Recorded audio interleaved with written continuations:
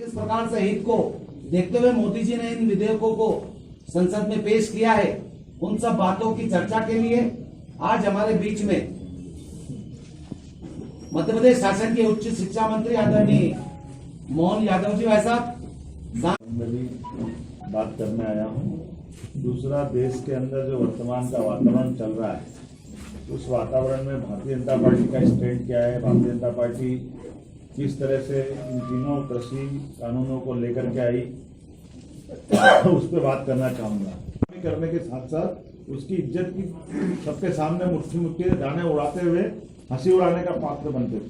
और हम सबको मालूम है, आप अपन सब ये कृषि प्रधान प्रदेश, इस प्रदेश के अंदर के वातावरण को हम सब जानते हैं कि वो कौन सा कारण रहता है कि जब क्रॉप आती, बड़े पैमाने पर उत्पादन अच्छा होता है, मेहनत करके किसान फसल मंडी में लाता है, तो फसल का दाम एकदम से गिर जाता है और महीने दो महीने हुए नहीं कि उसी दाम में से 1.5 गुना 2 गुना वापस कीमत हो जाती है। तो कोई उस फसल की ऐसी कोई भी दुनिया का उत्पादन नहीं है, मध्य प्रदेश देश का भी अपना उत्पादन नहीं है कि जिसको 2 महीने बाद एकदम से 1.5 और 2 गुनी कीमत पे बेचा जा सके।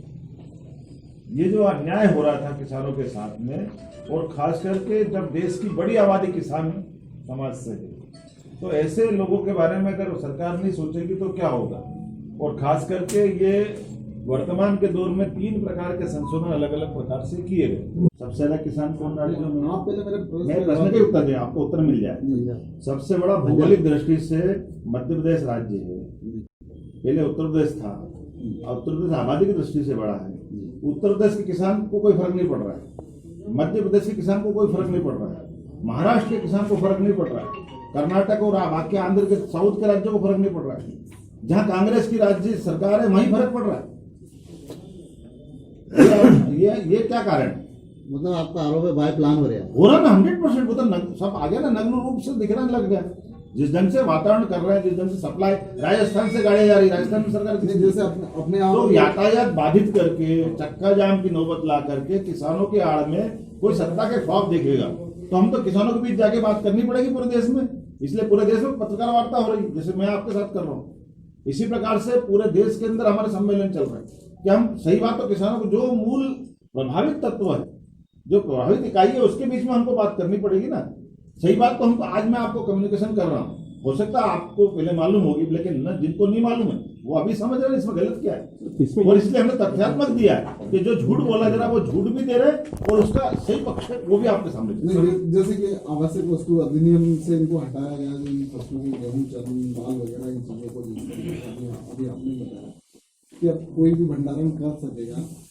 उनका ये कहना है, जो किसान आंदोलन में लगे हुए लोग हैं, उनका ये कहना है कि इसमें जो है बड़े बड़े उद्योगपति जो है इसको बड़े लेवल पर भंडारण करेंगे ताकि कालाबाजारी ज्यादा बढ़ेगी। अच्छा, आप एक बात बताओ, जो आपने प्रश्न किया, बड़े उद्योगपति बड़ा सब पंजाब में थे,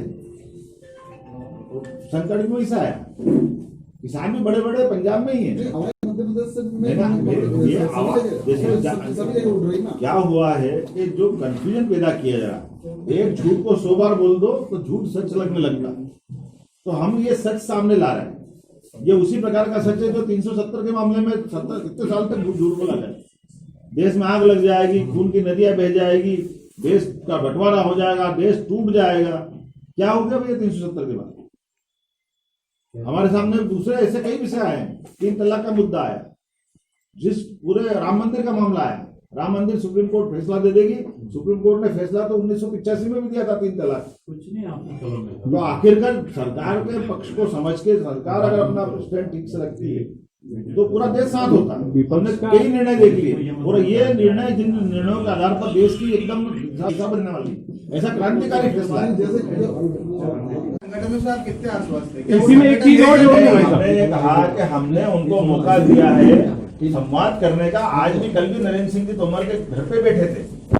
कहा कि ये किसानों के बारे में अब तो सारी मीडिया में ओपन हो गया कि किसानों के नाम पर पीछे से कांग्रेस और वामपंथी दल, इनका ये षड्यंत्र है। ये षड्यंत्र उसी प्रकार से है जो शाहीनबाग में हुआ, जो धारा 370 में हुआ। पीछे से सत्ता की लालसा दिखाई दे रही है, किसानों का मोहरा है, किसानों की आड़ में जनता के बीच भ्रम पैदा करने का काम। मैंने कहा ना 370 में क्या हुआ, 3 तलाक में क्या हुआ था, राम मंदिर के मामले में क्या हुआ था, हर वो राफेल खरीदने के मामले में क्या हुआ। हर बार कांग्रेस ने पीछे से षड्यंत्र करके सत्ता का संकट खड़ा करने का प्रयास किया। सत्ता कभी संकट में नहीं आएगी, सत्ता बहुत मजबूती से खड़ी है। और ये लोकतंत्र में होता है कि जब चुनाव होता है अपनी बात कहते हैं, लोकसभा में बात कहते, राज्यसभा में बात कहते, आप वहां लड़ाई नहीं लड़ रहे। जनता में भी, जनता के भी उस राज्य से बुला करके कंफ्यूजन पैदा कर रहे हैं जहां आपकी सरकार है। किसान जागरण के आपके जो कार्यक्रम चल रहे हैं, उसी में आप ही के उज्जैन के आप ही के प्रदेश मंत्री कमल पटेल का भी एक विवादित बयान अभी कुछ समय पहले आया है। उनका कहना है कि ये कुकुर मुत्ते की तरह उछक के आए हैं, ये किसान है ही नहीं। ये विवादित बयान से ये कोई विवादित नहीं, हमको मालूम। जैसे मैंने बात तो अपनी मर्यादा में कही, कमल जी शुद्ध किसान आदमी है, उनने किसानी भाषा में जवाब दे दिया, उसमें गलत क्या उन्होंने किसानी क्या होता है, मैंने क्या कहा, बार बार फिर बोल रहा हूँ, मैं क्या कह रहा हूँ, पूरे देश में पटर माता कर रही है। हम आपके डंके की चोट कह रहे हैं कि किसान संगठन, अगर किसान सबसे किसानों के हितैषी होते जो वर्तमान आंदोलन कर रहे हैं, तो वो टेबल पे संशोधन की बात करते, समाधान निकालते। लेकिन कानून रद्द करने के पीछे अपनी सरकार का षड्यंत्र लाना चाहते हैं।